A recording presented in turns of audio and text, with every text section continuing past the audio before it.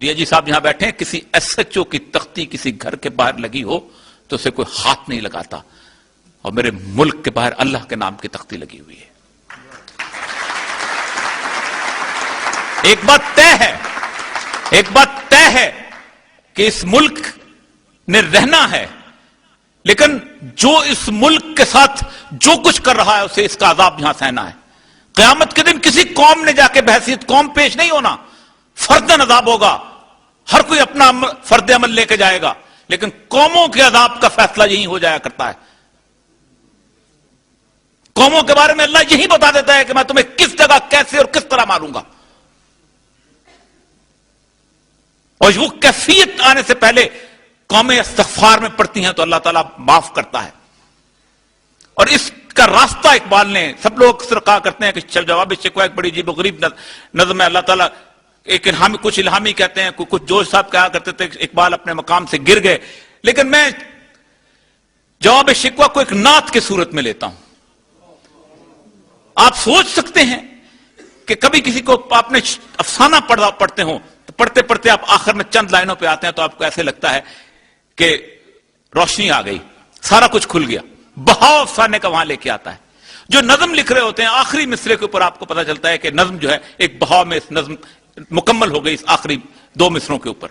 اسی طرح جو پینٹنگ کر رہا ہوتا ہے، جب فائنل سٹروکس لگاتا ہے تو پینٹنگ روشن ہو کے آ جاتی ہے۔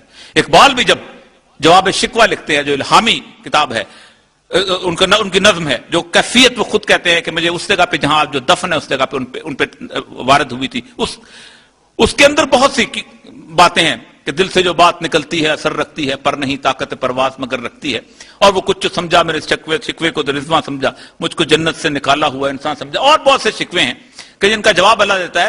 حل اللہ تعالیٰ بتاتے ہیں، جو اقبال کی زبانی سنیے کہ قوت عشق سے ہر پست کو بالا کرتے، دہر میں اسم محمد سے اجالا کرتے، اور کی محمد سے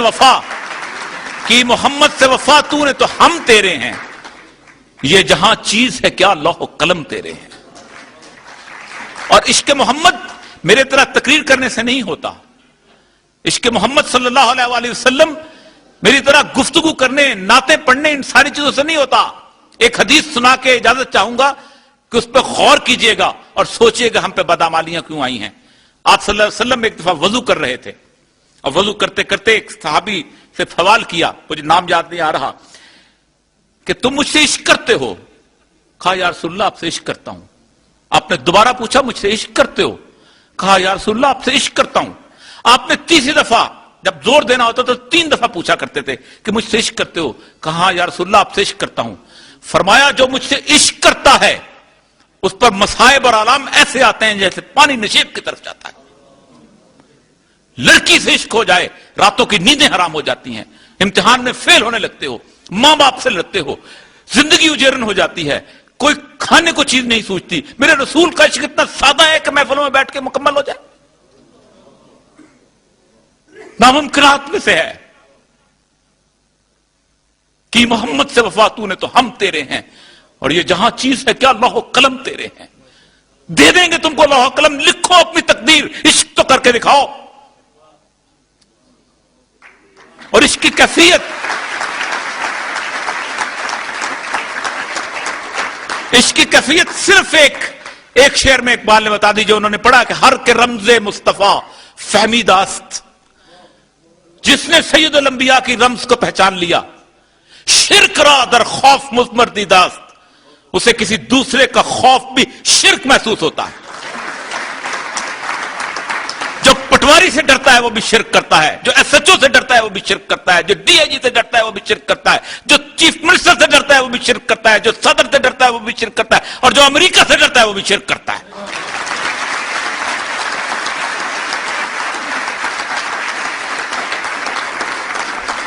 جن دلوں میں شرک بسا ہوا ہو ان میں میرے محمد کا نور کیسے بس سکتا ہے؟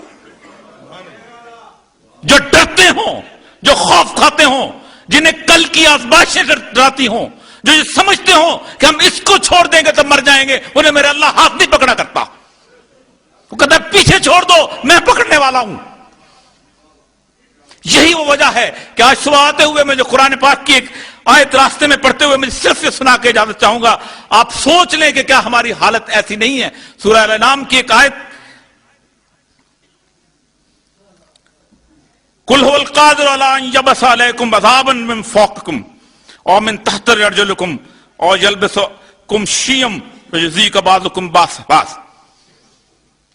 اللہ نے اپنے رسول سے فرمایا کہ لوگوں سے کہہ دو میں قادر ہوں کہ تم پر عذاب نازل کروں آسمانوں سے اوپر سے. سیلاب آئے تمہیں پتہ ہی نہ چلے, 2 مہینے لگے ہوں کراچی پہنچتے پہنچتے, گھومتے رہے اسی شہر کے اندر, تمہاری ٹرین 24 گھنٹے میں پہنچ جائے اور میرا سیلاب جو ہے 3 دن انتظار کرو کہ کہاں پہنچے, پھر تمہارے پاؤں کے نیچے سے عذاب نازل کر دوں.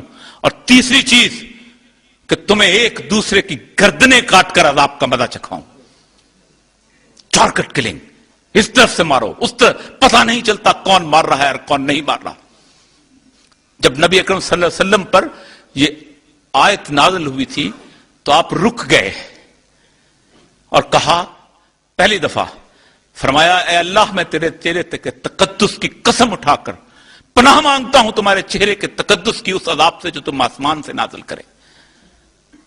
پھر فرمایا میں تمہارے چہرے کے تقدس کی قسم اٹھا کر اس عذاب سے کہ جو تم پاؤں کے نیچے سے زلزلے کی صورت نازل کرے. اور پھر تیسری چیز کہ جو تم آپس میں گروہوں میں تقسیم کر کے ایک دوسرے کو گردنیں کٹوا کر عذاب کا مزہ چکھوائے. اور فرمایا یہ سب سے کم عذاب ہے. یہ جو ہم روز دیکھتے ہیں 60 مر گئے, 30 مر گئے, 40 مر گئے, 70 مر گئے, یہ سب سے کم عذاب ہے جو ہم پہ نازل ہو رہا ہے. اتقوا فتنة لا تصيبن الذين ظلموا خاصة, ڈرو اس فتنے سے جس کا وبال ان لوگوں پر نہیں آئے گا کہ جن پہ ان پر نازل کر دیا گیا. سب اس میں رگڑے جائیں گے.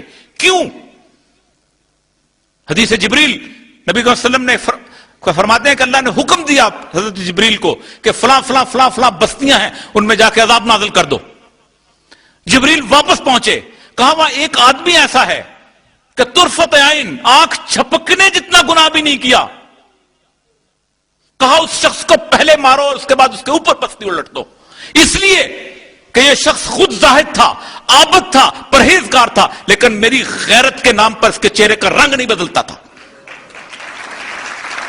کتنوں کا رنگ بدلتا ہے.